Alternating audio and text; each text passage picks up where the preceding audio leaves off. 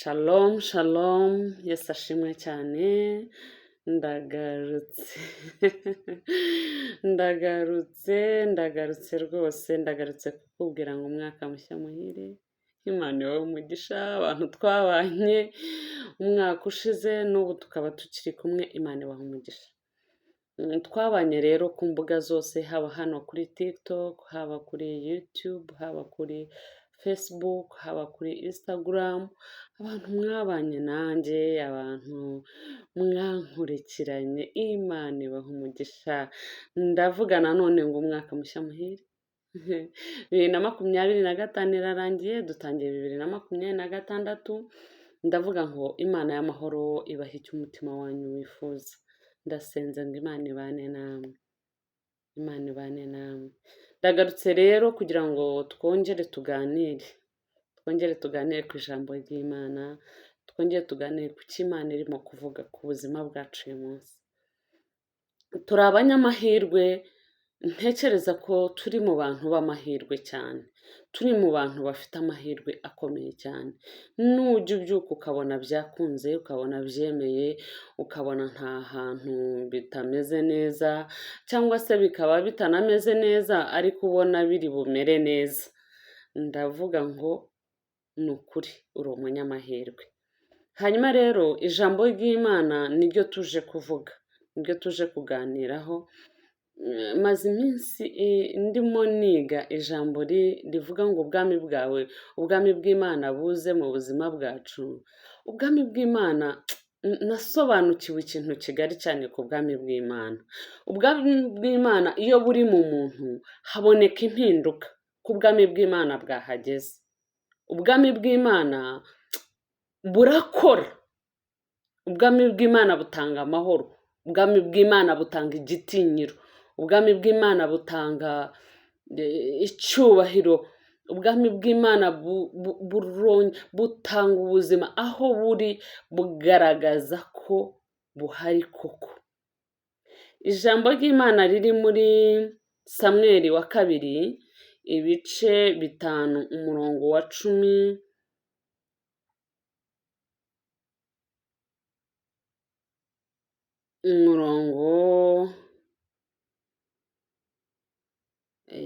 ibice 5,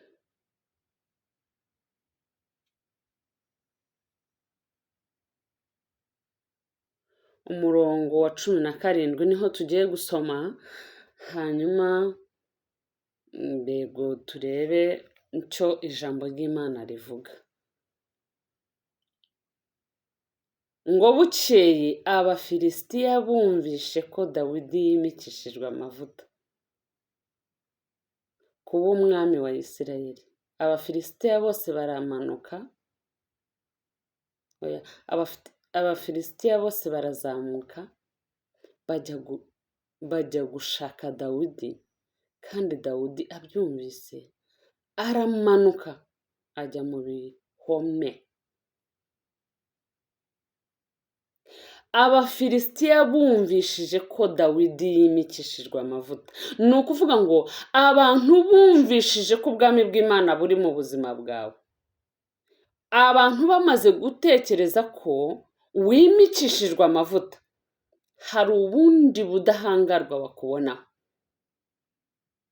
Abantu bamaze kumva ko wabaye umwami wa Isirayeli, wongeye kugarura Imana mu buzima bwawe, bahita batekereza bakavuga bati uyu muntu wagaruye Imana mu buzima bwe, reka tuzamuke tumushake. Ni ukuvuga ngo ubwami bw'Imana iyo bwamaze kuba mu buzima bwacu, habaho kwagukenerwa, kuko dufite ikidasanzwe. Dufite amahoro yo mu mutima wacu, dufite icyo turi bubwire abantu.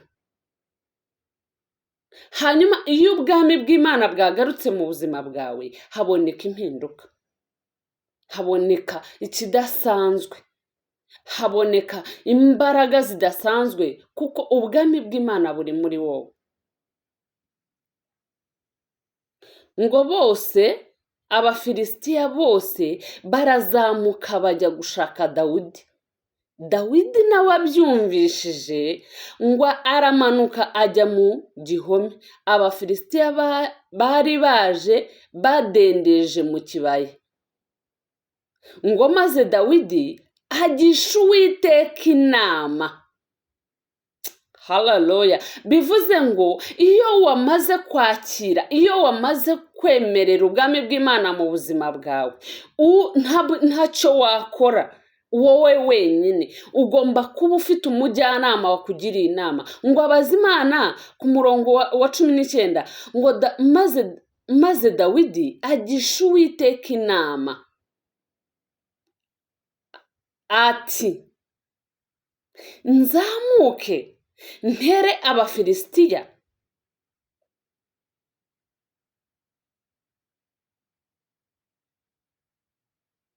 Urabatanga ubangabize? Umva uko Uwiteka rero yamushubije. Ngo Uwiteka asubiza dawidi ati, zamuka, kuko ntari bubure kukugabiza abafilisitiya. Haleluya. Ni ukuvuga ngo iyo wamaze gushyira Imana mu buzima bwawe, iyo wamaze kongera kugarura Imana mu bitekerezo byawe, iyo wamaze kwimika ubwami bw'Imana mu buzima bwawe, ntabwo Imana ireka ngo ugende wenyine. Ntabwo nzi niba icyo kintu cyumvishije.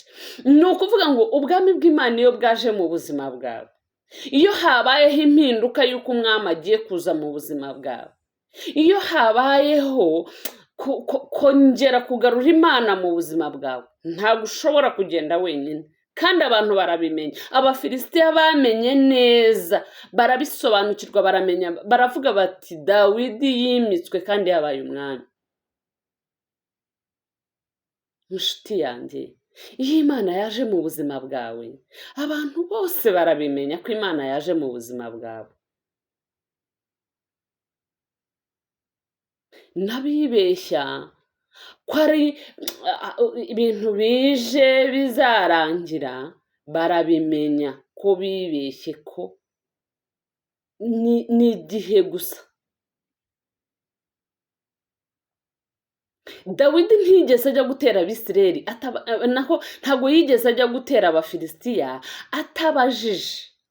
Yabanje kubaza umujyanama, yabanje kubaza umwami uri mu buzima bwe, yabanje kubaza uwo barimo bagendana, yabanje gukurura, aravuga ati, se umwami turi kumwe aranyemerera kugenda? Arangije ngo abaza Uwiteka, abaza Imana, arayibaza ati, Mana ntere? Ese uragendana nanjye? Ese urangabiza Abafilisitiya? Bivuze ngo iyo wamaze kwimika ubwami bw'Imana mu buzima bwawe, ntabwo ushobora kugenda wenyine. Oya, ntabwo ushobora kugenda udafite umujyanama. Ntabwo ushobora gutera utabajije ko Imana iri bugendane nawe. Ndagusabira, nanjye nisabira, uyu mwaka nimureke twemerere ubwami bw'Imana buze mu buzima bwacu. Ni isomo rirerire tuzagenda twiga uko bukeye n'uko bwiza, twumva ukuntu abantu bari mu bwami bw'Imana bagenda. Abantu bafite ubwami bw'Imana ese bitwara gute?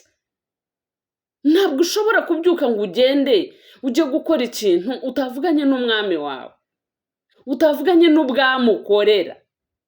Ntabwo ushobora kugenda ngo ugere ufate umwanzuro wawe utaganiriye n'ubwami ukorera. Imana ibahe umugisha. Ndakwifuriza uyu mwaka kongera kugarura ubwami bw'Imana mu buzima bwawe, njyewe nawe. Imana ibahe umugisha kandi ikomeze ibahereze umwaka mwiza. Ndabakunda. Imana ibagirire neza. Shalom.